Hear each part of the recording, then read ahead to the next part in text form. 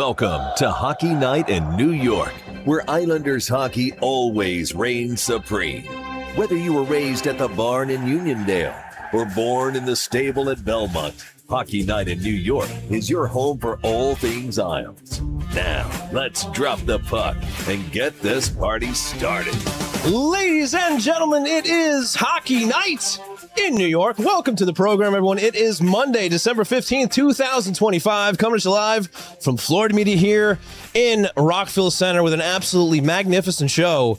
Coming up for you tonight, Mr. Ray Ferraro, former Islanders legend and, of course, of ESPN and the Ray and Dregs podcast will be joining us. My name is Sean Cuthbert. With me tonight, back in the studio, Mr. Arthur Staple. Arthur, how are you?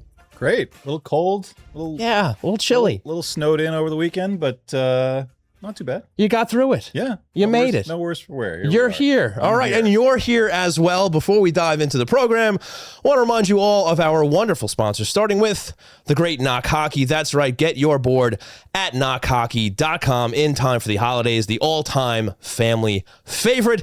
And, of course, happy to be sponsored by Razor, Kniff, and Lonstein, attorneys at law, ready to fight for you. Check them out at razorandkniff.com. That's RAISERANDKENNIFF.com for a free consultation. And if you are hanging out with us live in the chat, you want to get some questions in for later, type in Questions Bruin followed by your question, and we'll get to that during the Questions Bruin segment at the end of the show. Now, Arthur, let's jump into some recaps. Another fun-filled, exciting week here for the Islanders, walking in a winter wonderland, if you will, here through December. A very successful week here. Let's start off with Tuesday, the Vegas Golden Knights. That is a 5-4 shootout win. They go down 2-0. In the first, but they are resilient. That's 3 straight goals from Horvat, Gatcomb, and Holmstrom to come back and take the lead. You get a Barbashev diving tying goal that is followed up by a Horvat power play goal, and of course, Jafeyev gets the late tying goal to send it to overtime. You get through overtime, you get to the shootout, and some heroics from Emil Heineman for the win. Yeah, we love what we see. Number 51 in blue and orange. That's the magic number for the Islanders in the shootout. He doesn't play it like Franz Nielsen. He comes in and he rips it. A little more straightforward. But whatever works. And, I think we've talked before about the Islanders' incredible lack of success in shootouts over the last few years. Definitely turning the tide, not only with some really good overtime play, too. I feel like they're not giving up a lot in overtime, either in that one or the one later in the week against Tampa. And I think they're going into the shootout with some confidence. Obviously they had Horvat go in that Vegas shootout. Heineman was the difference. Horvat's out later in the week. Matthew Barzal steps up. He hasn't had a good run in the shootout. He produces, and then Heineman is able to win it. I think it's really just so much about confidence. Obviously, they have a ton of confidence in Ilya Sorokin right now, whether it's shootout, overtime, regulation, whatever. Right. So yeah, it's not real hockey. I understand that. No, it's not. Those points are super important, and you see what they're able to do. Not just getting the 2 points, but feeling the confidence that if the game goes to extra time, goes to a shootout, they can prevail. Yeah, and I guess if they're going to award shootout win points to other teams in the league, you might as well do your best to try to get some yourself, as much as I hate it. But nice to see them actually on the positive side of that. So that's a season sweep against Vegas. Second year in a row, actually. 4 straight for them. Yeah, and it was, falling behind early.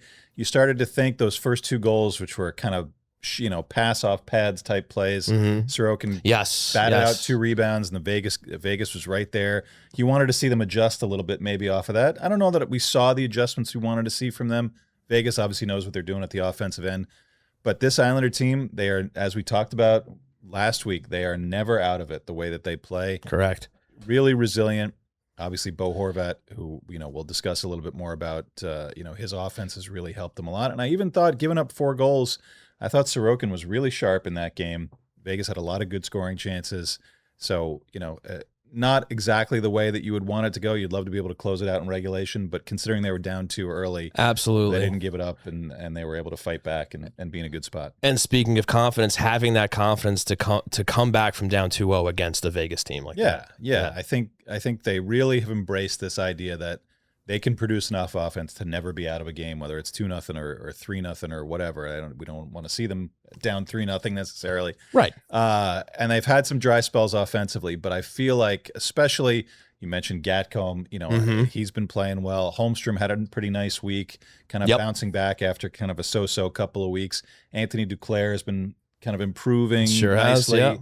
Good chemistry with Cal Ritchie. I think Max Shabanov. They've got guys on all of their lines that can create speed going up the ice. And obviously when you have Schaefer back there pretty much every other shift or every third shift, you can generate so much just kind of with that speed, breaking out, being in different situations. I think they're still taking teams by surprise because teams don't really understand, especially some of these Western Conference teams, that this is the new Islanders. They play fast, they generate a lot offensively, and they can score goals.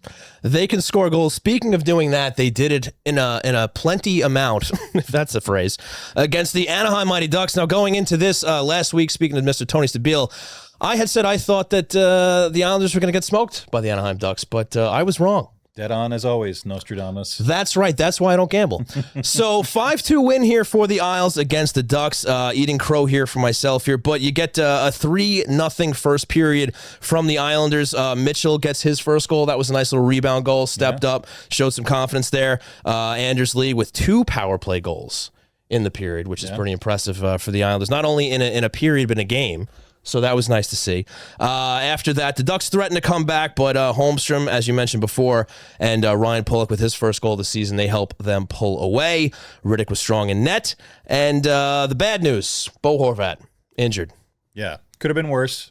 And sure. I know we don't, the way that injuries have gone this year, obviously even on the Islanders with Palmieri and Romanov, when you saw what happened to him where he locked skates, with Drew Hellison, you thought, that looked a little bit too much like Kyle Palmieri's injury for my liking. Right, yeah. The way that he immediately was in pain, immediately went off the ice, fearing the worst.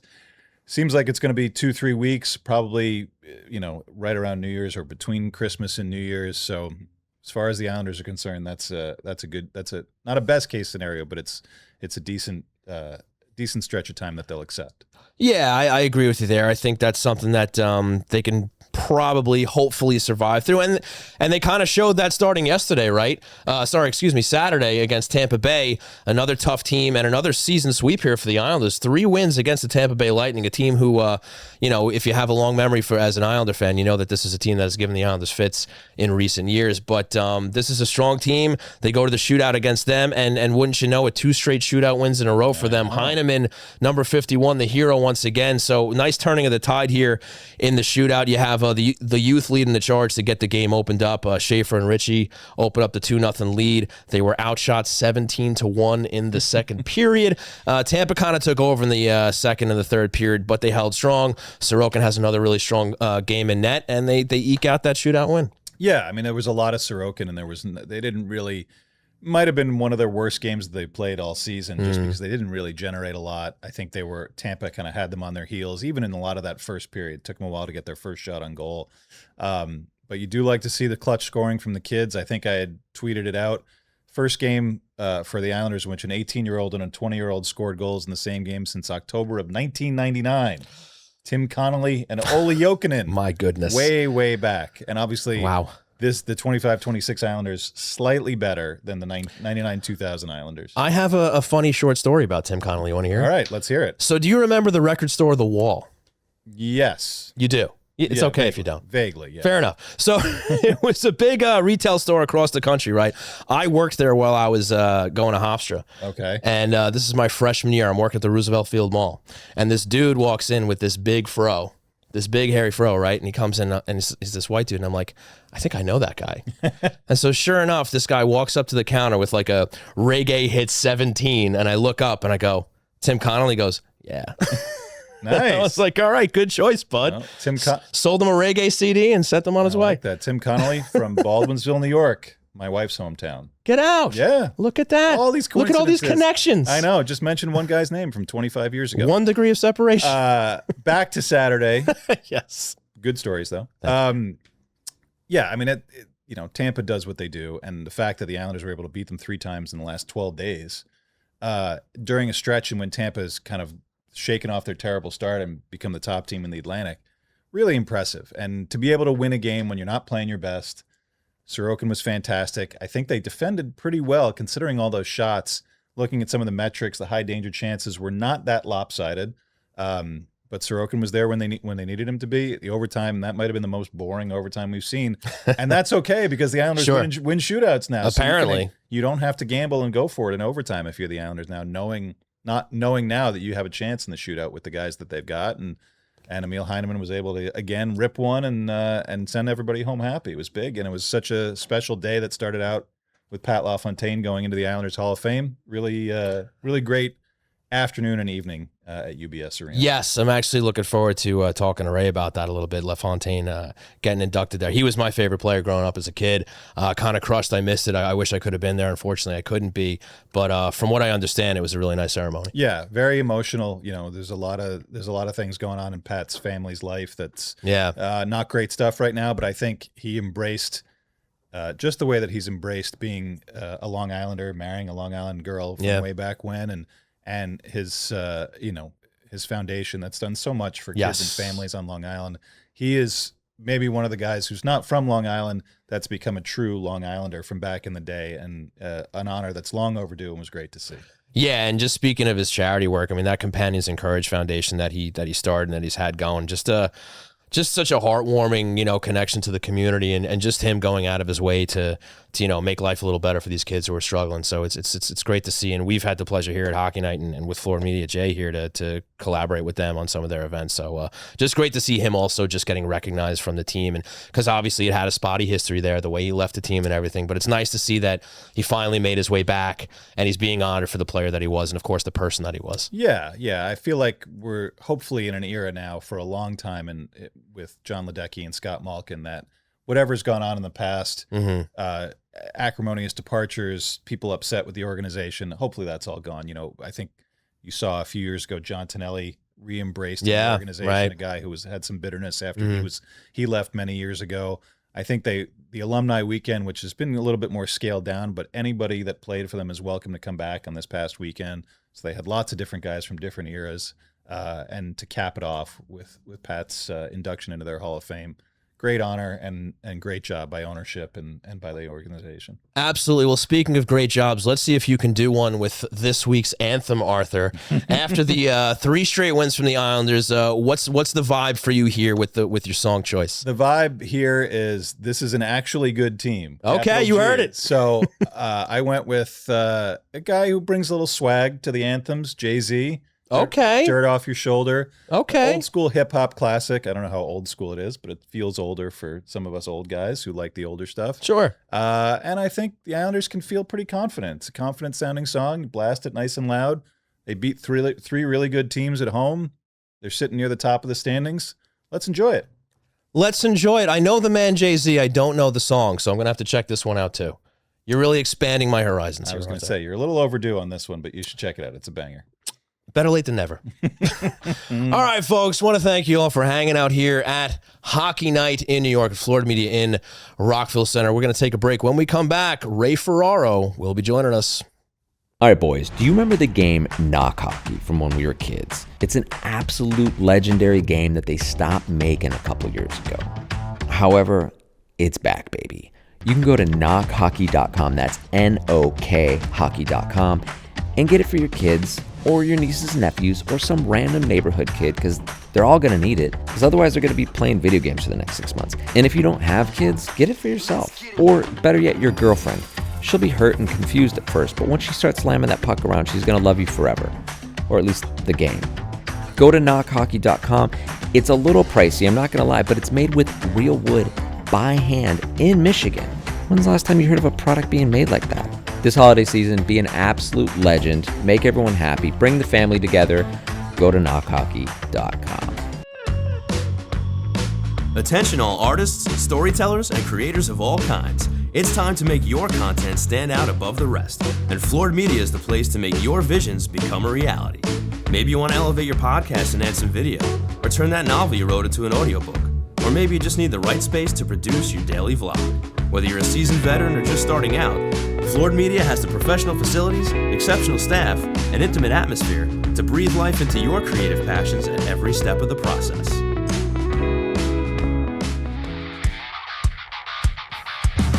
Hope you enjoyed the ads. Now let's get back to Hockey Night in New York. What's up, ladies and gentlemen? Welcome back to the program. Joining us right now on the line, presented by Razor, Kniff, and Launstein Attorneys at Law, is none other than Islanders alum and, of course, of ESPN and the Ray and Dregs podcast, Mr. Ray Ferraro. Ray, thanks so much for joining us. How are you? I'm doing great. I'm happy I made it on time because despite Arthur's best efforts, I forgot until about 6 minutes ago and then was scrambling around trying to make sure I got back. I was out for a walk with Cammie and made it back just in time. Love it, love it. Glad that you're here. Looking forward to talking to you. So, Ray, we're going back into Islanders history a little bit here. Pat LaFontaine gets honored by the team, inducted into the Islanders Hall of Fame. You actually got a chance to play with him on the island. What does it mean for a guy like him to, be acknowledged by the team and enter the Islanders Hall of Fame? Well, I imagine Patty would be really proud. I didn't play with him for a long time, but when I got there, the Islanders were just in this transition, right? And Pat would shortly be traded to Buffalo, and Brent Sutter would go to Chicago. But when I first met Pat, I thought it was kind of almost impossible for that he could be as nice as he appeared to be, right? In the game, there's always some rough edges around everybody, it seems like. And it stood out by just how forthright he was and just how nice he was. And then as I was there a little bit, I'm like, oh, that's just the way he is. And all these years later, that's just the way he is. I think being recognized like this, it's a couple things. One is that it's always nice to be remembered, right? That people get a chance to remember what Pat was as a player. Islander fans now that would only know his name.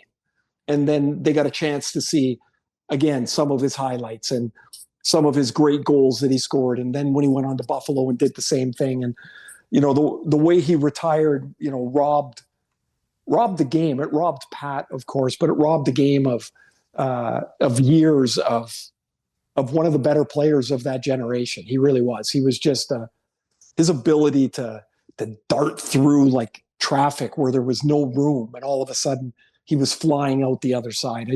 I loved watching him play. Ray, I'm happy that you made it here on time. We always appreciate it. Thinking back to your time as an Islander, seeing Patty get inducted and his exit wasn't the greatest. Some of that era was a little bit kind of glossed over, I think, as the years have gone on because of some of the ownership issues and things like that. Right. Is it nice to see someone from that era, whether it's Patty, Brent Sutter went into the Hall of Fame last year. You see Pierre Turgeon's been around the team a little bit. Benny Hoag's always around. Is it just nice to, there's the dynasty, and then I think some people think all right, well, we'll just fast forward to the 2000s, to the John Tavares era and Brooklyn and whatever. Is it nice to kind of have that era be a little bit more remembered now in Islanders lore? It is. I mean, of course, it was really important to us. For a lot of us, that was the best hockey we ever played, individually and or collectively, as well. And when, last year in the finals, I ran into Steve Thomas.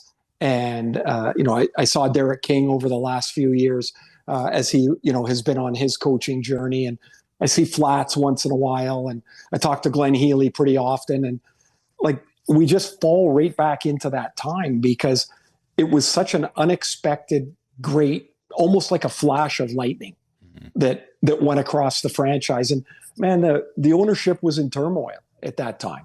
Mr. Torrey had left and gone to Florida.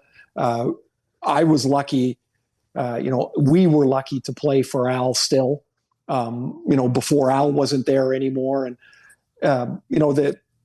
the greatness of the previous teams, the dynasty teams, how was anybody ever going to match that? Mm-hmm. How were you going to, well, the answer is nobody has since, right? You had the Oilers dynasty, the Islanders dynasty, the Canadiens dynasty. For that decade and a bit, that was it. Nobody else ever won. And then since then, rarely does anybody win a couple of times in a row, right? It's been the Panthers. Tampa was there a few times, but it just doesn't happen. So for us, again, just to be remembered is really cool. I love when a moment comes up and somebody posts it on the internet and you see the comments underneath of, people that were at that game or people that went and watched the game with their parents. They were little kids at the time. Like, I love that stuff. It's like, for us, it was super, super important. And it is really nice as you get older to just be remembered again. Yeah, Ray, that time in Islander history was really what cemented my fandom as a kid. The run that you went on, the 93 team, and we've spoken about that in the past. But, you talk about that whirlwind of change that happened when you were there, right? Pat getting dealt and all these other guys coming, Turgeon, Hogue, Krupp, Randy Wood, Steve Thomas comes in, Brent Sutter's out. I mean, what was it like to just be part of the franchise and be part of the room to not only see all that, gigantic change happen, but then also turn it around so quickly into that successful run in 93? Well, when I got there, so I got traded for Doug Crossman. I got told at about lunchtime, and I had already, no cell phones then. So I had just got home and got told I was traded. Everybody was gone from the rink, so I couldn't get my gear. I had to be on a flight the next day to go to Calgary. So I drove down to the rink in the morning, had to race back, I got pulled over for speeding on the way back. Nice. The cop, recognized me and said, "Hey, you just got traded." I said, "Yeah, I know. I'm trying to get to the airport." And so he let me go. I got to Calgary. We finished off the road trip. I got back home. We went to the practice rink, which was at Caniag Park. And I'm like, it's a freaking swimming pool. Like, where are we? But in Hartford, we practiced at the West Hartford Civic Center, like in the mall base, or not the mall, like in a community rink. And so, like, I expected that the Islanders would be this polished thing. And of course it wasn't. I learned in a hurry, yet what it had was Bill and Al. Mm-hmm. And so there already was this culture, yet it was in turmoil. And so the Patty trade hit us like a ton of bricks. And I would say it was a little bit like, I live in Vancouver. It was a little bit like Quinn Hughes just getting traded this week. Everybody knew it was coming. Yet when it happened, it was just like this, this tremor that everybody's like, now what? And so we got Krupp and Hogue and Dave McElwain. Like the team changed, like, in a heartbeat. And then I think it was about a week later, they traded Brent Sutter to Chicago for Adam Creighton and Steve Thomas. So nobody really, I'd only been there a couple of 3 weeks. And so nobody really knew anybody. And the first day at practice, Stevie Thomas and Adam Creighton get in a fight. They just got traded together from Chicago. And it was like we're all standing around. We're like, well, what is going on here? It was just like the most bizarre thing. And yet all of a sudden the team, it was almost like we were playing in this old rink. It was kind of a dump, but it was ours. Nobody liked coming to play there. It slowly became a harder place to play again. We kind of had this ragtag bunch of guys that were really just coming into their primes of their careers. So a lot of it hit, even despite all of the turmoil, right? Like we all kind of, I look at that team like, I was with Benny, Hogue, and Flats. That was our line. There was King and Thomas and Terge. That was another line. And then there was Dalgarno and Marty McGuinness, and they called up Travis Green, and that was our third line. And like all of a sudden, these pieces all started to fit together. And by the time we hit the playoffs in that year, I mean, I'd missed half a year with a broken leg and dislocated ankle, and came back and somehow got hot at the right time, and Heels played out of his mind. He was awesome. And all of a sudden we're in the semifinals, right? Like it was just the greatest thing. Like, since we're talking about the old days, can I tell one Al story? Please. Please. Absolutely. It's my favorite. So, involving me. So I missed 40 games roughly. I come back, there's 6 games left in the regular season. And predictably, I'm miles behind, right? So like I'm going north, the play's going south. I'd turn around, the puck would go, like I was just out of it. And so there's 3 games. We played a game at home, and then we were on the road the next night. So after the game, we had to put our sticks out on the wall so the trainers could pack them up to head on the road trip. And so I go to get my sticks, and the stick room was right next to the coach's office. And Al was yelling at the equipment, one of the equipment guys, Joey McMahon. And I hear him, and he says, "Go get me the damn seagull." And that's what he called me. Because he said if I wasn't pooping, I was squawking. and so that's great. I'm now like, I gotta get out of here because Al's hot. So I go hide way back where the change rooms were because I figured, he'll calm down. And so Joey finally finds me and he says, "Hey, Al wants to talk to you." So I go knock on the door, and you get to come in, and I literally step like one step into the room. And Al says, "Seagull, you got 3 goddamn games to get going, or else you'll be sitting with Claire." Claire was his wife. And he goes, "She's been in the same damn seats for 22 years. And so I'm just standing there like, this is the meeting. And I go, "Okay." And he goes, "Well, do you understand?" And I'm like, yeah, I got it." He goes, "Good." And that was it.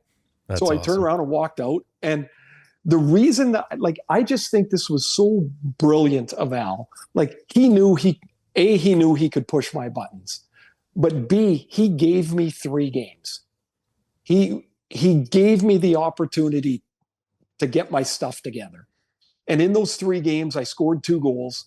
Nice. And then I went on that playoff run. But I'm always like, whenever I think of that, I smile because the meeting lasted 25 seconds. and I said yes and got it. And that was it. And then I left, but he gave me that chance. And without that, that whole 2 months might have never happened. Maybe not for me, that's for sure. And so I look back and I'm like, man, he just had it. He was in charge. What he said mattered. And he was just so respected. I just loved playing for him. And Ray, if I could ask, how did you kind of digest and take that interaction to get going and score those 2 goals in those next 3 games? I mean, how did it make you focus to basically get yourself going and obviously go on the run that you did? Desperation, for sure. Seriously, I was like, he's not kidding. I'm not going to just get these 3 games and not do anything. And then he's just going to play me in the playoffs. It was too important. So it basically made me say, screw it, I'm just going to play. So as I played those first 3 games, my ankle, my right ankle, which was dislocated, and that's what I had rehabbed, I had it pretty heavily taped. And it really limited my mobility and the flexion in my skating. I wasn't a great skater. I was quick, but I wasn't fast. I needed all of my push out of my stride. I just didn't have it. So I talked to the trainer, and he just said, "Look, just take it off. It's fine. You're not going to re-injure it." And the first practice, that I had, I felt like I was wobbling all over, but it just, I think the mindset was, this is it. If I'm going to play, I've got to go play. I can't just kind of tiptoe around. And I think a lot of directness has gone out of the player-coach relationship. It seems like a lot has to be tiptoed around, where with Al, it was just like, here it is. Take it, take the information, do with it as you will, but this is your chance. And for me, I responded best to that. I like that the best. That's awesome.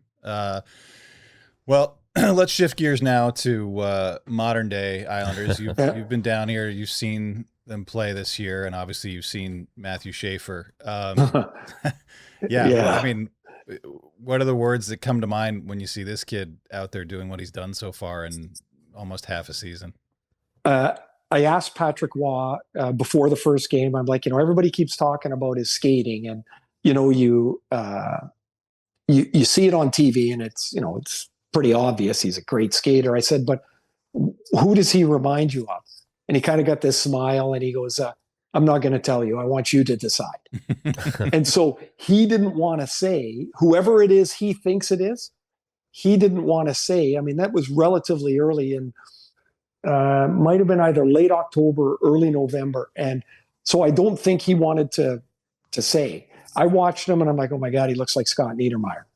Mm-hmm. It's like his feet never leave the ice. Yeah. Niedermayer never looked like he tried. And when I watch Schaefer skate, it never looks like he's really digging into the ice. He looks like he glides across it. He's got that right now. He's got that same thing that Celebrini has, and to a certain extent, Bedard, Leo Carlson in Anaheim. All these really great young players. They don't have any scar tissue on them yet. Like nothing's gone south for them. And they just go play. They're so confident. I'm like, man, I wish I could have been like that. Like Matthew sees the game. Like he clearly sees the big picture of the game, but he's such a great skater that he can dive into a play and have the confidence that he's going to get back. And that if the play doesn't work, that, oh yeah, I can get back. And he does. And it was so obvious, like there's just an energy around the team now that wasn't there before. Like, how about winning the lottery as teams do, but he's sitting there? Like you could win the lottery and it'd be a year that has just got an okay player. Yeah. Like this year, somebody's going to win the lottery, and one of those 3 or 4 players that are sitting there, the team that wins the lottery is going to be thrilled. Like they're getting a game changer. And that's the Islanders got this blast of energy. It's not just that he's a good player, it's the way he plays and the way he conducts himself. And his story, of course, is well told already. And like I interviewed him before the game, and he said thanks and skated away. And I said to my producer, I can't believe that kid's 18 years old. Yeah, exactly. Mm-hmm. It wasn't, none of it felt like auditioned or prepared. Yeah. It just felt like a man, he was excited to be there, but I don't know. It was just, it's a very rare, I think, a very rare package that he has as a young man and as a player. And man, the Islanders are lucky to have him. Yeah, he has a very almost disarming, just calm confidence about him, at such a young age. It's just amazing to see. And I think what was also just so incredible, and exciting for fans was, he barely played last year. And unbelievable. I think just how quickly this has happened, because I remember talking about, maybe you give him 9 games and you send him back. Right. And all of a sudden he has just turned this franchise around, and now you have a team that he's playing for that's completely exceeding expectations going in. I don't think anybody had them pegged for, top 2 spot in the East, 30 some odd games into the season. So maybe now you can just expand on this team now and how they're playing. Now, obviously not as dramatic a change as the ones we were talking about with you back when you were with the team, but they bring in, not only do they get Schaefer, Emil Heineman comes in the Dobson trade, Shabanov comes over from the KHL, Jonathan Drouin is signed. They bring in a lot of guys here that kind of had to mesh very quickly, and you're seeing the fruits of that now with a team that's competing with anybody.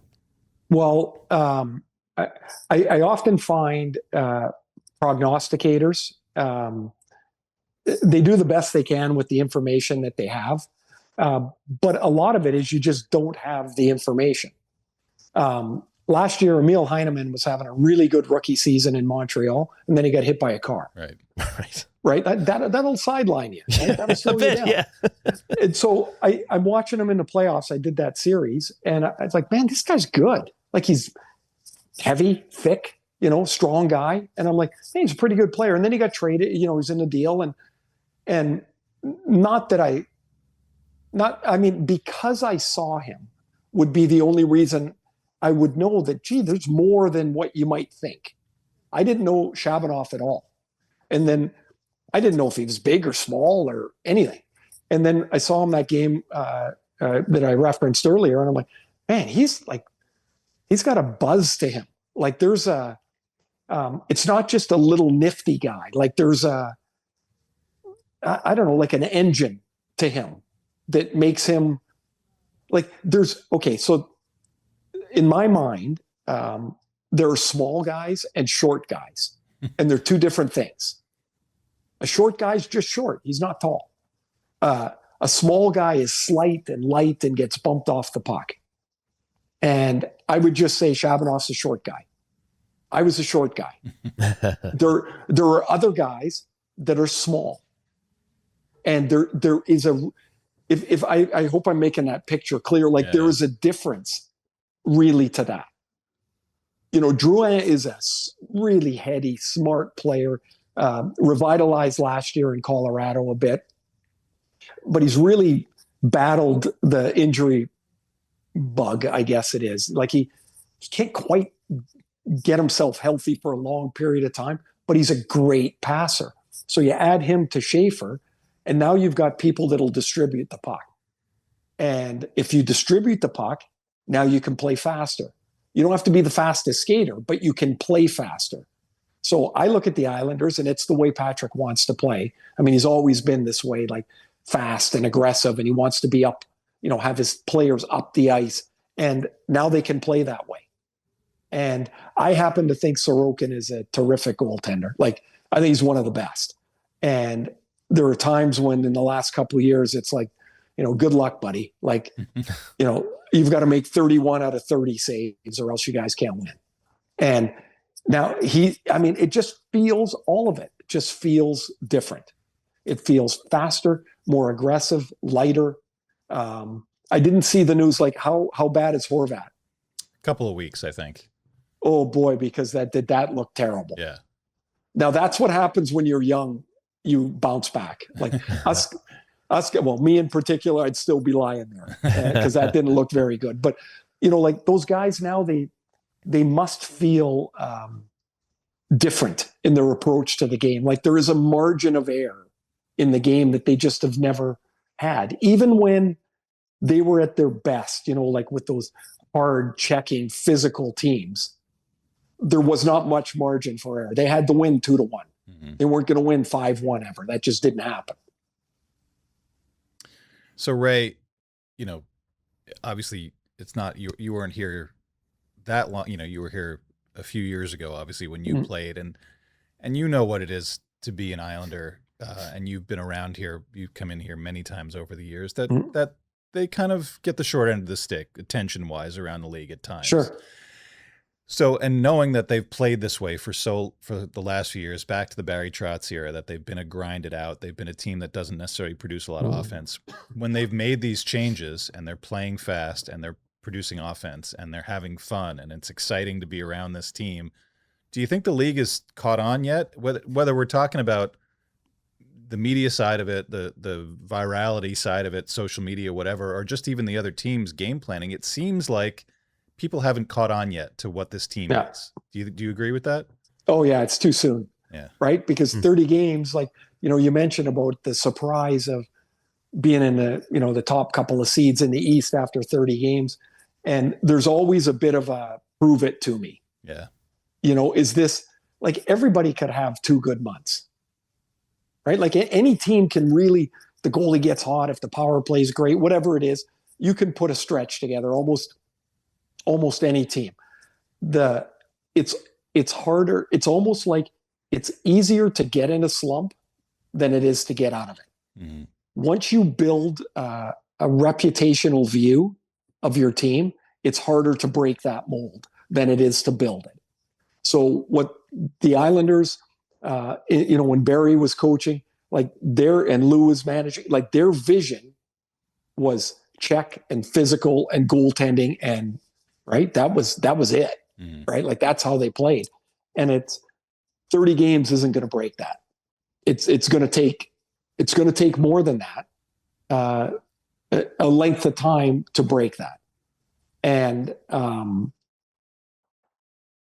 Matthew Schaefer is a terrific step towards breaking that, because pretty soon they're going to be on national TV a couple of times more, and more people are going to see them. They're going to see him more frequently, and they go, "Oh, they got 4 goals again. Man, that's fun. Let's check them out." Even their fans, it probably takes a little bit more to crack the egg, to say, oh yeah, this team is different. Yeah. Like nobody wants to go there and watch a game that has nothing happening. If you're building a team, my view has always been add the offense first, and we'll get to the other stuff second. Like if I'm not going to win, I'd rather lose 5-4 every night so people have some fun. They're at a point where they're winning and starting to score enough goals to make people interested in going to the game. Get them interested once. They go a second time. Pretty soon they tell their buddies. Then they watch them on TV. Then they get on national TV. It doesn't happen overnight, but there is a freedom to the way that they're playing right now, I think, that will resonate. If they can get this through the Olympic break like this, that's when things will really heat up, because it feels like, I don't know what it feels like to you guys, but everybody's just trying to survive right now. They're like, guys are tired and banged up and hurt, and the schedule, like any coach I talk to, you go, hey, how's it going? Oh, we're playing 12 games in 22 days. It's the same thing for whatever the numbers are. It's the same thing. Yeah. And they're all hoping like heck just to get to the Olympic break in decent shape. And then I think that's when things really start to form and take shape. Well, Ray, excuse me. It's been a fun ride so far, and this has been a very fun time as well. Outstanding stuff. Really appreciate you joining us here tonight, and hope you have a great rest of your Monday night. Thank you very much. Well, I got to say, when I came out there and did that game earlier in the year, I never played at the new building, which of course is just beautiful, but it really felt like home. It felt awesome to be back there. And I hope I got some Islander games on my schedule in the second half of the year, because that was a fun night. It was fun to be back in the building. Love it. Awesome. Love it. All right, Ray, thank you so much. Have a great rest of your night. Take care, you guys. Have a great holiday season to everybody, and hope to see you all. You too. Take care. Thanks. All right, folks, that was the great Ray Ferraro. Outstanding interview there. Great stories. Love it, love it, love it. If we had a little more time with him, Arthur, I would have just asked him what he thought about the Quinn Hughes trade and how that kind of changes things up in the Central. I don't know. His wife does work for the Canucks, so I don't know. I don't know if he'd be able to give us a lot of insight on that without giving away too much, or hearing Cammy in the background telling him to cut off the call. But yeah, Ray is. He was a great player. He was a great Islander. Maybe a little unsung now for some of the modern fans. But right. He is one of one as an analyst. He knows his stuff. Absolutely. And, he knows a ton of people around the league. He's great to talk to. No doubt about it. So, folks, that will do it for On the Line, presented by Razor, Kniff, and Lonstein, ready to fight when your good name is on the line. So we're going to take one more break. When we come back, we're going to go take a look at what's on tap. Representation, it's not always easy to know where to turn. But whether you've been accused of a crime or need to go to court, Razor, Kniff, and Lonstein, attorneys at law, have you covered with over 100 years of combined experience. With offices in Manhattan, Mineola, and Suffolk, Razor, Kniff, and Lonstein is an award-winning law firm specializing in criminal defense with additional expertise in business debt settlement, trust and estates, personal injury, and more. At Razor, Kniff, and Lonstein, you'll have direct access to your attorney 24/7. Because more attentive service translates to better outcomes. You deserve legal representatives with national recognition and a strong track record of delivering results. And Razor, Kniff, and Lonstein are ready to fight for you. Call 212-LAW-1500 or go to razorandkniff.com to schedule a free, no-risk consultation today. That's RAISERANDKENNIFF.com. Razor, Kniff, and Lonstein. We win cases because we make your problems our problems. Hey there, welcome back. We missed you too. Now kick up your feet and settle back in to Hockey Night in New York. That's right. Let's settle back into another wonderful night of Hockey Night in New York here from Florida Media in Rockville Center. Arthur, it's time to see what's on tap for the New York Islanders. Let's see what's coming up in the Islanders' upcoming schedule. And they have the Detroit Red Wings tomorrow in Detroit.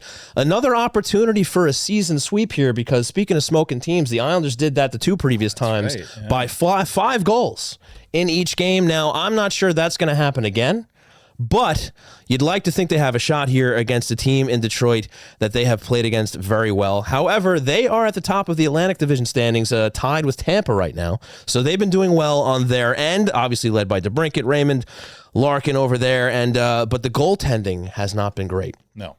Gibson and Talbot, both sub 900 save percentage. Pretty sure their goals against average is ballooned up there as well. So this is a winnable game for a team like the Islanders, as we know, because they've done it in great fashion twice already. Yep. And all we need, I think, is for you to predict that the Red Wings are going to smoke them like you did with Ducks. They're going to smoke the Islanders. And I think it's a guaranteed W. There you have it. Yeah, I mean, I'm curious to see, they've had one full game without Bo Horvat. Wasn't a great game. No. The Tampa game. They pulled out the win. Sorokin Right. was fantastic. They got a couple timely goals early and held on for the second point. Mm-hmm. So I think I want to see them do a little bit more throughout the game against Detroit. Detroit has a lot of offensive firepower. As you said, defensively, not that strong. So we'll see if they can have generate some consistent offense, generate some scoring chances against the Detroit team that does give up a lot of scoring chances and gives up a lot of goals. Right. You don't have your 19-goal scorer in that lineup, so somebody's got to be able to produce. So I'm interested to see how the lines shake out in terms of what they can do. You saw Patrick Roy kind of stick with the Lee Pajot Holmstrom line, and Holmstrom had a really nice goal against Anaheim that kind of when he went coast to coast around Olin Zellweger and tucked it in. That was a big goal for them. The fourth line, I think we've seen a lot of good stuff from. So I think it's kind of incumbent on that, Duclair Ritchie combination that paired up for a goal, or Barzal's line with Drouin. Power play produced one in the other game. So whatever they can do to generate some offense, I think you'd like to see. And even if they're not scoring goals, you just want to see them get in a rhythm in terms of what they can generate without Horvat, because he's really been the guy that's carried the offense so far. No question about it. Now, moving on, Islanders got a couple of nights off until they come back home to host Vancouver on Friday night for a 7 p.m. start. Speaking of Vancouver, obviously they make that huge trade, sending Quinn Hughes to Minnesota, but they got to haul back Boyum they get over there, Rossi, right? And Liam Olgren, yes. So, and a first. So obviously a nice little haul for him. They were producing already. They beat the Devils, was it yesterday? Yeah. And Boyum actually factored in on both goals, I believe. So right off the bat, looking pretty good here. But this is a team that's at the bottom of the National Hockey League standings. This is a team the Islanders should win beat on paper. Let's see what happens. I also kind of like they're kind of doing their tri-state area swing. They play the Devils on Sunday. They got the Rangers tomorrow. Then 2 days off.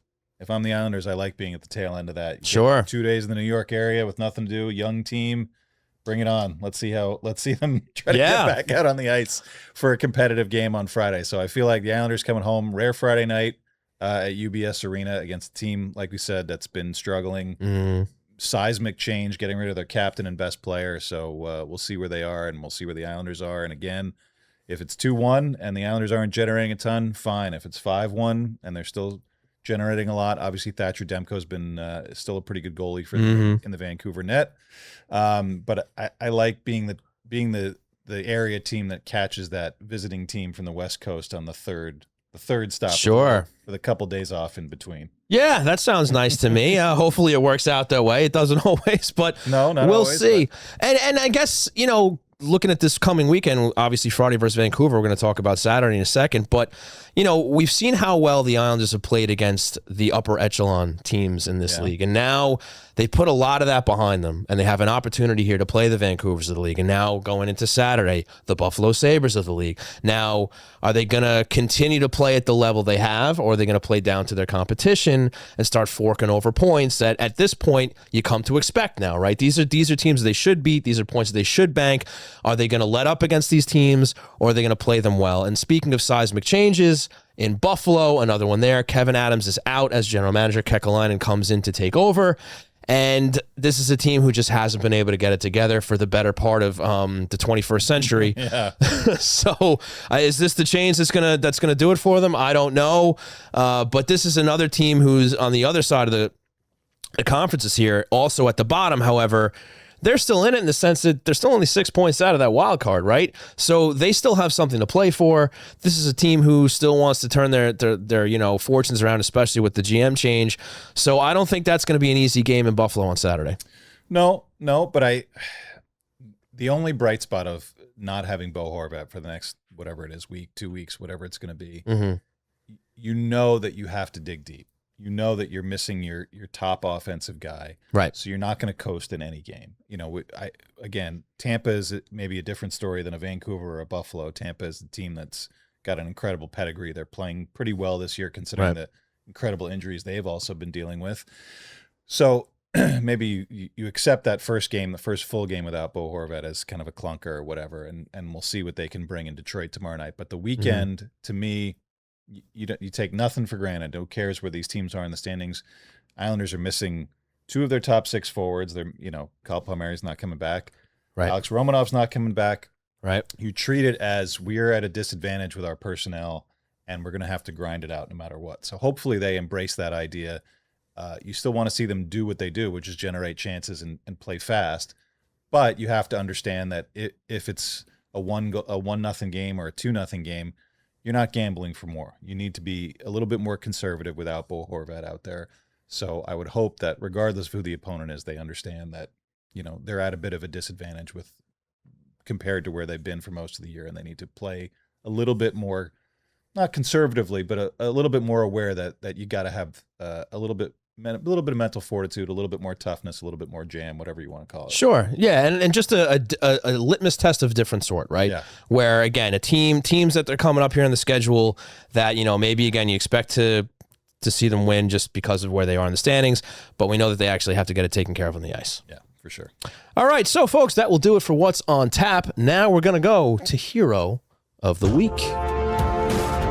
That's right. It's time to talk about guys who did good things on the ice for the New York Islanders. Arthur, would you like to go first? I'll let you go first. I'll defer on this coin toss. Okay, fair enough. Well, my pick is none other than, you mentioned him earlier, Mr. Anthony Duclair. Sure. I feel like he has certainly been much more noticeable lately. Aside from just getting on the score sheet, but he's been playing very well, and he has that assist in Vegas on Holmstrom's goal, secondary assist there. Also, he set up not only Schaefer's goal, but Richie's goal as well versus Tampa. So that's 3 points for the week there for him. And a player that we've been talking about all year, I suppose, where does he fit in, right? Where does he slot in? Because they do have this strange, middle of the lineup depth, where certain guys, they can only plug in so many places. You don't want to see Duclair on the 4th line where he's been, even Shabanov, right? Players like that where, yes, you want them in the lineup, but they kind of need a space to fill. And you talk about good news from an injury, and you never want to see anyone hurt, especially a guy like Bo Horvat and Kyle Palmieri. But this is afforded an opportunity for a player like Duclair to shine, maybe play in a spot that he's more comfortable. And I think we're seeing that in the production we're getting out of him. And also just to note, this is a guy who I've noticed is ready to step up for Matthew Schaefer whenever anybody breathes on him. So I like what I'm seeing from Duclair. Wanted to give him a little hat tip for this week. He does seem to be out there when someone wants to take some liberties with Matthew Schaefer. I don't know that Duclair likes that, but he's sure. He's willing to meet the moment, which is always important. Yeah, I agree. I mean, he's got some good chemistry with Cal Ritchie. And I just think you're seeing the speed, and I, you don't want to completely blame injuries, and obviously what happened with him when he tried to come back from the bad groin injury. Right. Things really fell apart at the end of the year. So kudos to him for rallying back from that. Yeah. You would have thought the Islanders kept Patrick Waugh. Maybe he wouldn't have wanted to jump right back in here. Obviously, he's got a contract, but maybe there's a way to, as a veteran, say I'd be happier somewhere else. I don't know if I want to play for this coach. Right. Push that all to the side. Competing with a lot more depth this year, accepting the 4th line role for a little while, and just showing that speed. That's always been such a big part of his game, and when it's not there, you can see that it affects every other part of his game. And I think he's embraced the way that the Islanders want to play. He's embraced not necessarily getting big minutes like when he came here and signed. Everyone thought, okay, he'll play with Matthew Barzal and Bo Horvat, and that's our top line. Hasn't seen those guys as line mates, I think, all season. Right. So, I think it's, a lot of veterans hit this point in their career, whether it's 10 years or 12 years in. Anthony's played for a lot of different teams. You have that kind of moment of clarity where you say, okay, I can't keep making excuses. I can't keep saying, well, this isn't the place for me. Maybe some other place will be. You just got to say, I'm here.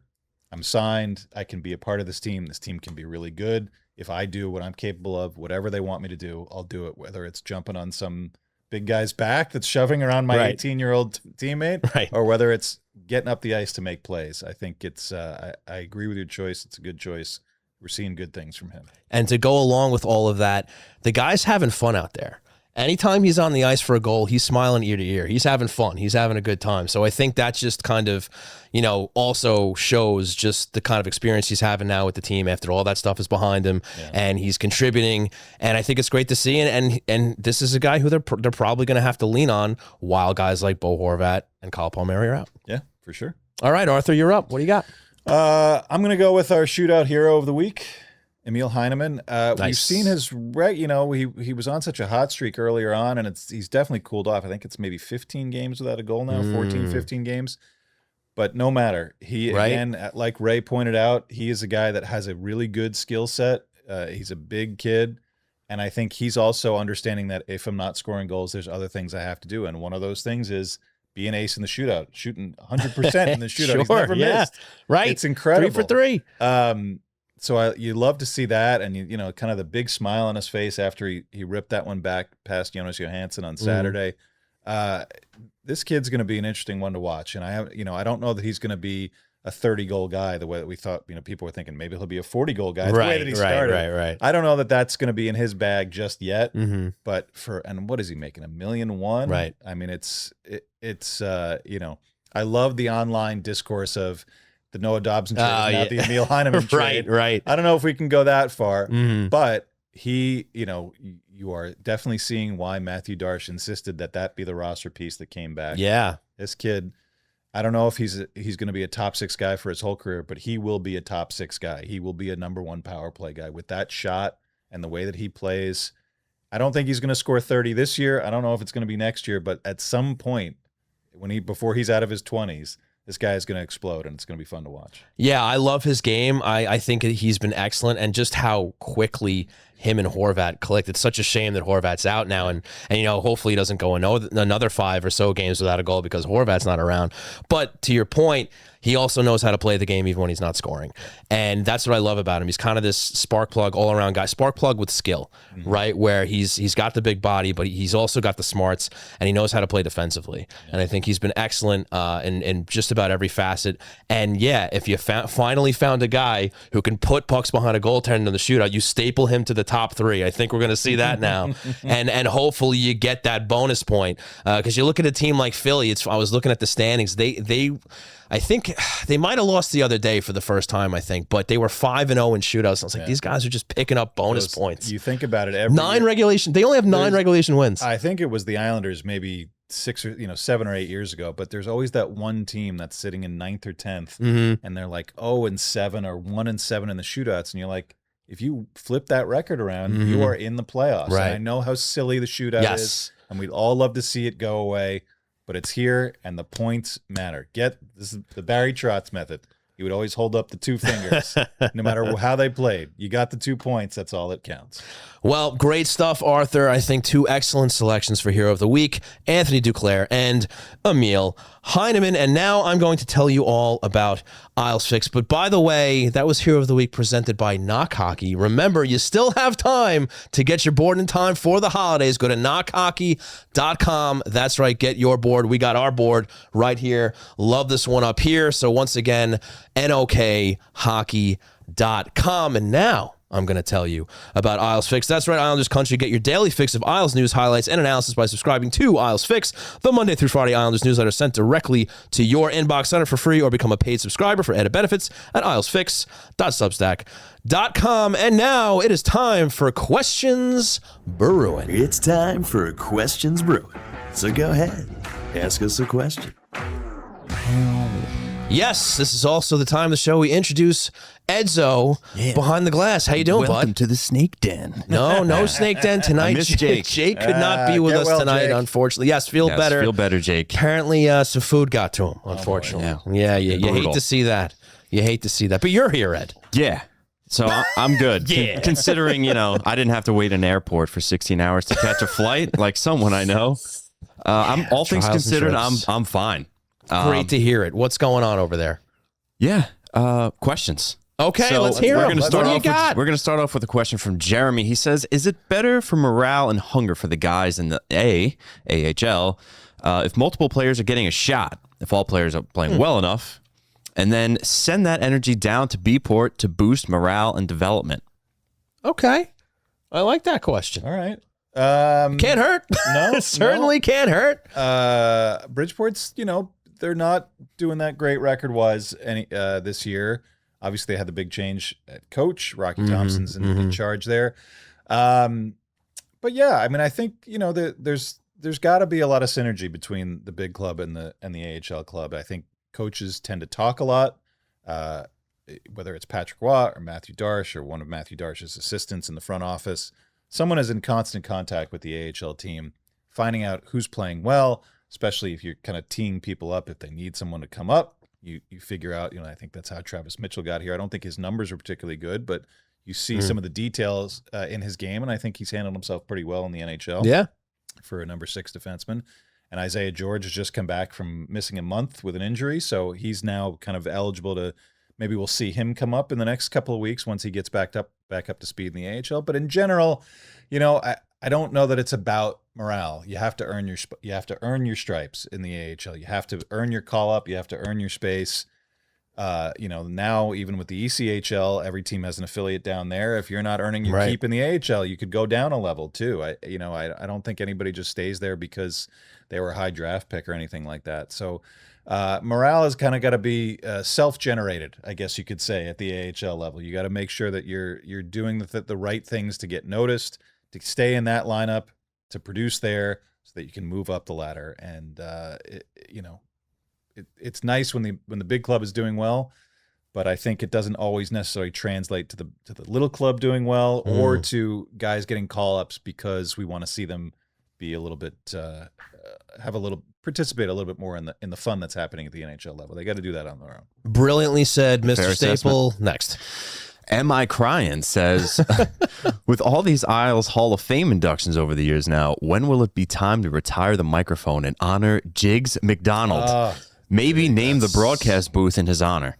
I like it. I got to say, and I know that you were busy over the weekend, but seeing Jigs MC Pat LaFont, Jigs is one of my all-time favorite people. There were times over the years when he would pop back on and fill in for Howie Rose back in my early days, covering the team back, 15 years ago or so, and just sitting with him at dinner or sitting with him. Sometimes I would sit with him on the plane if I got to hitch a ride. Just hearing his stories, back in the days, he was an original with the LA Kings when Jack Kent Cook founded that team. He's got some incredible stories, and just a steel trap mind at his age.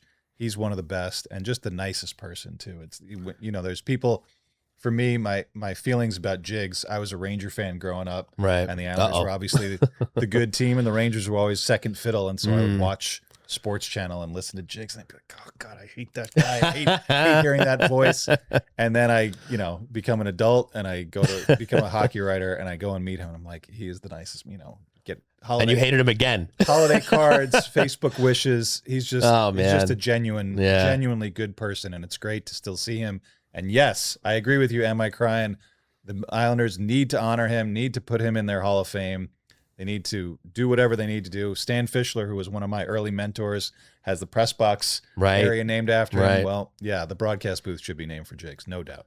Yeah, Jigs was incredible. And might I just say that Islander fans in general have just been spoiled in the broadcast booth, from Jigs onto Howie onto Brendan. Yeah, I mean, unbelievable. You think about 50 years of a franchise, and John Sterling, even when he can go further back.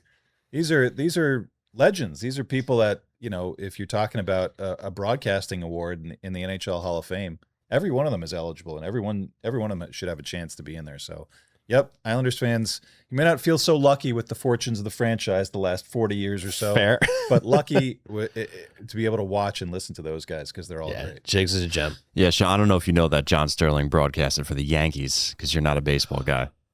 I might have heard that somewhere. Sure. I figured. Sure. Paul Florence says, if the Islanders are buyers at the deadline, what type of player should they add to the roster? Ooh, you want to take this one? You got a name in mind?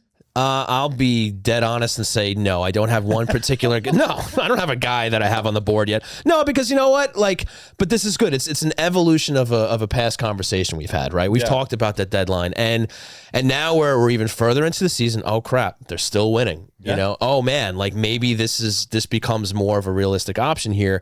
Now, I would start again by saying I don't think Darsh is ready and willing to, you know, I suppose go off plan as far as the youth that they're building, the picks that they brought in, the guys that they literally just brought in this past draft, right? Like I still think Aitchison and Victor Eklund are going to be part of the Islanders organization when March comes and goes, right? Cole Eiserman too, sure. Exactly. So Danny Nelson, yeah. I don't think anything earth-shattering, right? But like there's plenty of decent players you can get out there for a second rounder, a third rounder, right? Maybe somebody you can plug into the middle six or something like that. I'd like to see some help on the defensive side.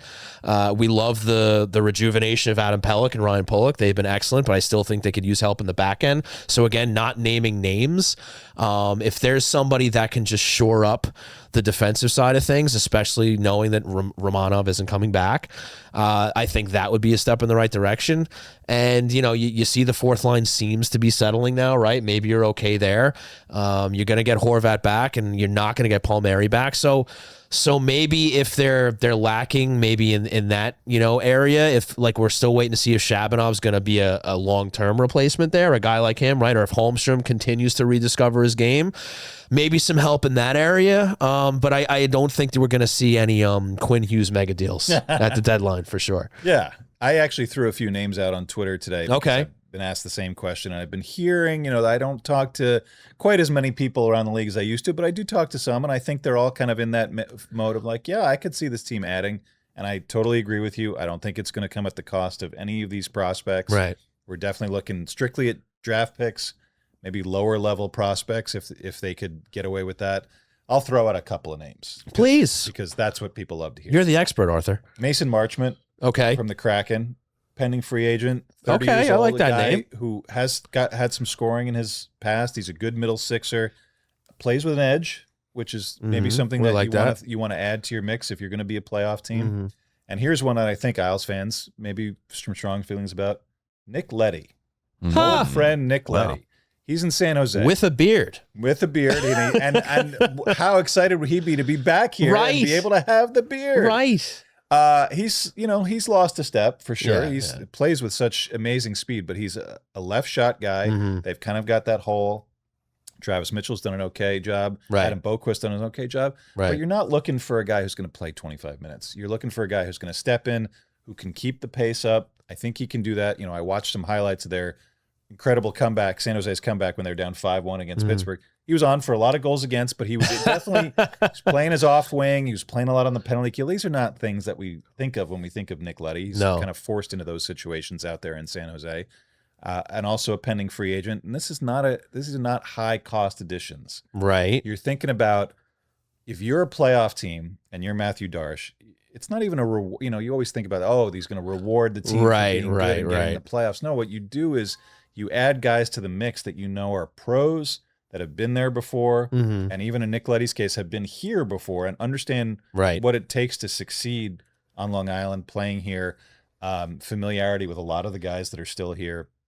I think you're, you know, if you're someone who's scouring Puckpedia, looking for possible names, that's what you're looking for. You're looking for guys that maybe cost a mid-round pick. I mean, Mason Marchment is a decent player. He might be as high as a second-round pick.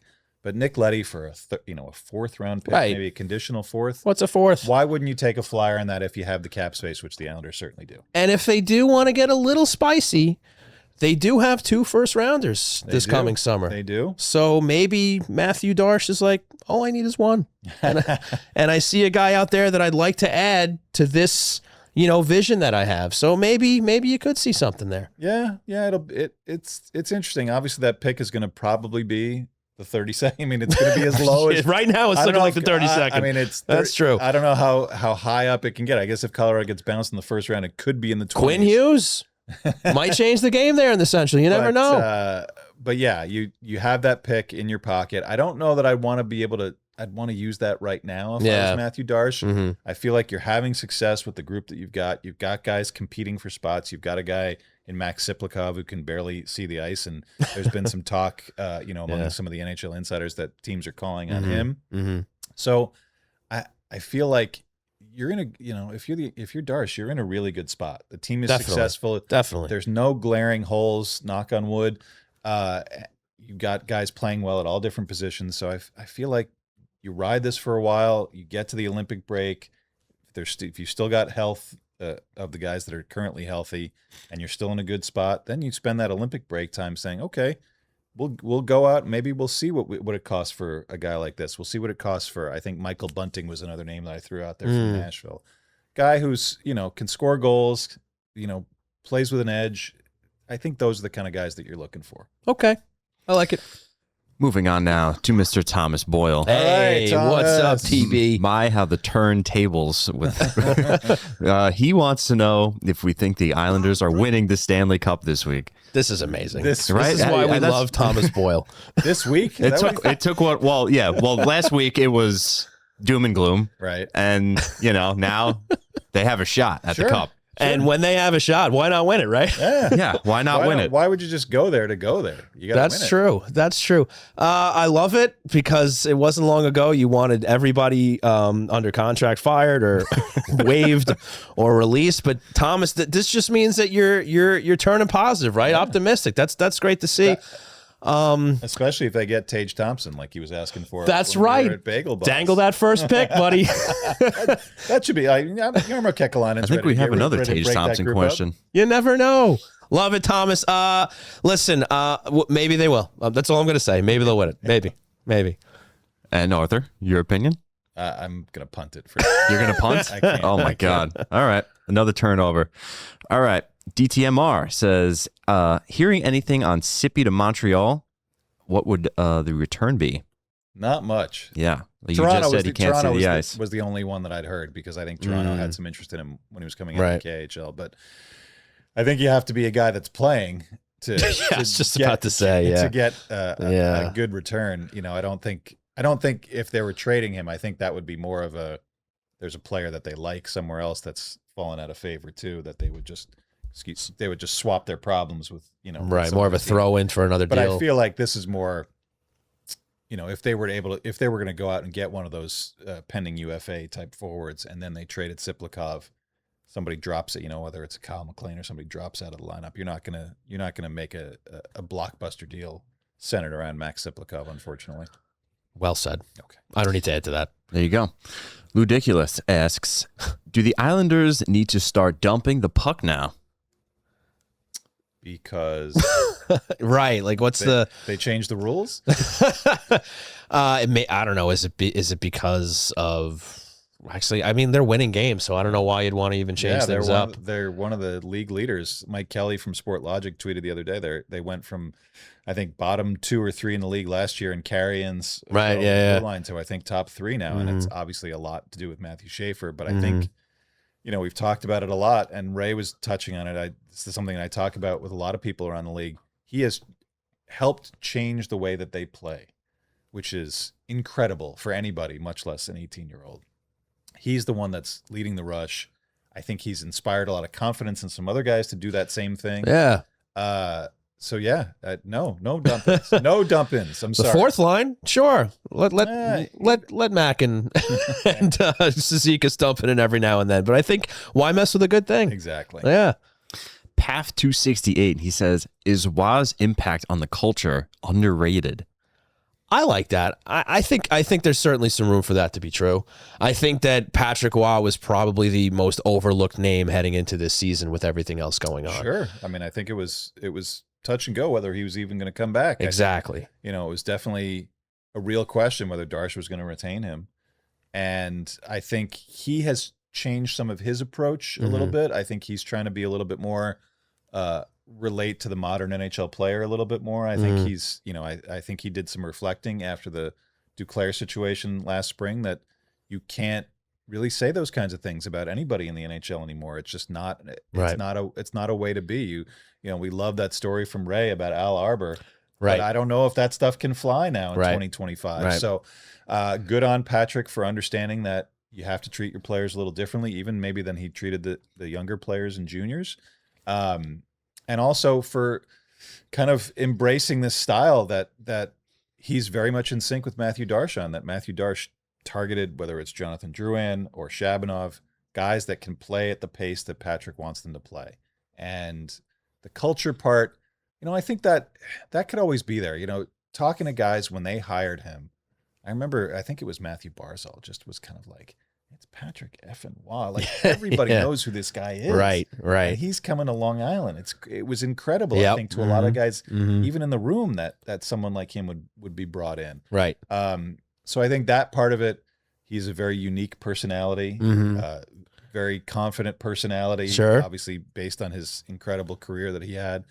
But I think he's started to relate to them a little bit more and bring out some different facets of them. And I think maybe that part is a little bit underrated, that to get them to play the way that you want them to play, you have to be able to understand and accept and embrace the way that the younger players are today. And I think he's done all that so far. Yeah, and he's preaching fun and positivity and optimism, and I mean, those are the sorts of things you want rubbing off on your players, right? Yeah. So if that's sinking in the locker room, then I mean, that's exactly what we're seeing on the ice. Like, these guys are not only winning games, but to reference what I was talking about Duclair before, like, they're having a good time out there. Yeah. And that probably ties into not only the good vibes amongst the players, but also what's coming from the top too. If Patrick was, opening up the morning skate or practice with good vibes and guys are feeling good, like, those are small little things that are going to help these guys settle into their game and feel good about stepping onto the ice. So yeah, I think some credit is due for Mr. Waugh. So great question. Sure. Speaking of Patrick Waugh, this just in from State of Survival. He says, if things continue the way they are, what are the chances of the Jack Adams Award? Not very Or good. the way they are for Waugh, rather. Yeah. I think this might be the year that one of the veteran coaches like Jared Bednar or John Cooper gets it again. I mean, Colorado's just going to obliterate the record books with the way that they're going. Right. And Tampa, they're missing half of their roster and they're still playing really well. So, Right. there's plenty of other candidates. I think Joel Quenneville deserves some consideration with Anaheim. For sure. Dan Muse, rookie head coach in Yeah. the league in Pittsburgh, although they're starting Cooling to off sink back a little bit. Yeah. Jack Adams is kind of one of those funny ones. I don't know if you want to win it because it feels like within a couple of years you're guaranteed to be on the unemployment line. You can go back and look the last few years. It's a strange. Might give you an extra $500K in your next contract. Though. Yeah, but maybe you just kind of say like, I don't know, like I'll be happy to finish fifth in that voting and take a trip to the conference finals instead. Yeah, usually it ends up going to like a guy like the team who was bottom of the standings the year before, and then they have this unexpected rise, like in Washington, right? Yeah. Like same thing. You see that all the time. But I think you're right. I don't know if, as nice as it is to see things going well for the Islanders and Waugh this year, I just think there's too many candidates ahead of them. Fair enough. Am I crying? We're back. He says, ever since we drafted JT, he said the Isles have been built with a little engine that could culture, physical play and goaltending. Trotz is gone, but Waugh and 48 are here. They're back. Yes? Back to like we're back, baby. We're so back. Like you know, Ray Ferraro year, like the run and gun '93 Islanders. I think he said, I guess specifically since John Tavares. I mean, yes. I mean, whatever you want to feel about the Islanders and their place in the NHL, they're always going to get a little bit short shrift, like we were talking about with Ray. It's part of being a smaller market team. It's part of being a team that's had some checkered history when it comes to ownership and buildings and players wanting to be here and all the other nonsense that we've dealt with over the years of being in Islander country. But yeah, I mean, it's, got one of the best buildings in the league. They got the best 18-year-old in the league. They've got a lot of excitement behind them. Sure. I mean, I'll go back to Ray and say 33 games is not a ton of. It's not 5 seasons of sustained success. Right. So maybe we can pump the brakes a little bit on that. But well, Tom's mapping the parade already, as he should. I think he knows exactly where it should go too. But yeah, let's enjoy the ride for now and see where it goes. Definitely. One more, Ed. Sure. From DTMR, another one. He says, age-old question: why is Barzal hesitant to shoot the puck? Oh, Edzo. It's just ingrained in his DNA. What do you mean, Edzo? Well, I mean, I'm looking at you. I'm talking to you. You're representing DTMR. I got to roll with these punches. No. I mean, it's in his DNA. That's the player he is. He's a pass first guy, and we know what that's like. We've seen that from the likes of Josh Bailey and Matt Barzal, can be guilty of it as well. I mean, I also think, and he's probably said it himself, but I just think he takes more pleasure in setting guys up than he does shooting the puck, and it can be frustrating for fans, even like one like me, because he's got a good shot. Yeah. When he puts the puck on the net, it goes in.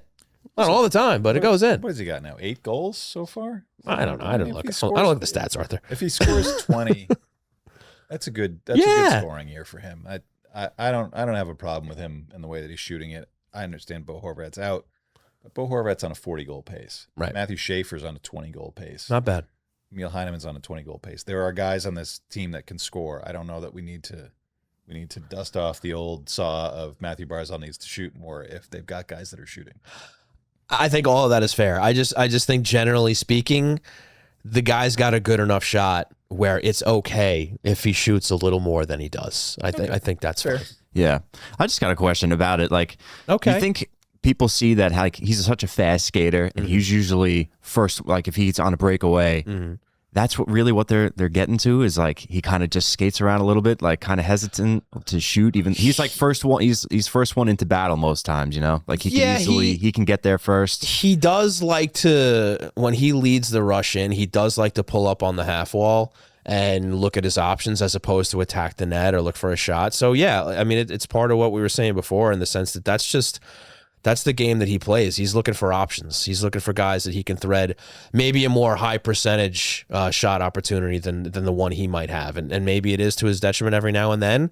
But I think, to Arthur's point, he's proven he's pretty good at what he does. And I'm okay with him at the end of the day being an assist man, because he does set up guys pretty well. Yeah, me too. All right. Well, that's going to do it for Questions Brewing, which means that's going to do it for the show, Arthur. That was a full one. I like that. It was. Well, you know what? You were gone last week, so we had to make up for lost time. Exactly. All right, folks. Want to thank you all for hanging out with us here at Hockey Night in New York at the great Floored Media here in Rockville Center. I want to send out a huge thanks to Mr. Ray Ferraro, of course, great Islanders alum of ESPN, and of course the Ray and Dregs podcast. Also want to send a big thanks to our sponsors, starting with Knock Hockey. Awesome stuff. Like I said, the beautiful custom Hockey Night New York board here. You can get your board at knockhockey.com. More scoring from Knock Hockey. There you go. And also a big thanks to Razor Kniff and Launstein, attorneys at law, ready to fight for you. Nobody likes going to court, but if you have to, call 212-LAW-1500 for a free consultation. Arthur Staple, where can we find you, on the World Wide Web? Stape NHL on X, I'm all over at Blue Sky, and our Tri-State Hockey podcast with our old friends Mike Rupp and Islanders draft pick Mike Rupp. Yes. And Johnny Lazarus, a couple times a week. We'll be recording tomorrow. Have you been getting into more arguments? I know that was something you were hoping for a couple of weeks ago. Johnny was wearing the ugliest Rangers hat I've ever seen on anybody in my entire life. Aren't they all ugly? I was just to say, that's what a lot of people out there would say. This one was particularly ugly last week, so I was really needling him for that. I feel like I need to see that hat. No, I'll send you a picture. Please do. All right. You can follow myself on Twitter or Blue Sky at Shawnee Hockey. You can follow the show on all social media platforms at HockeyNightNY.com. You can also check out the website at HockeyNightNY.com. The handle was at HockeyNightNY. And folks, if you haven't already, make sure you rate, review, and subscribe. Let us know what you like about the show or what you don't like about the show. All that good stuff. So for Arthur, for the missing Jake the Snake Radonis, for Edzo, for Jay behind the board, I've been Sean Cuthbert. We've been Hockey Night in New York, and we will see you next week.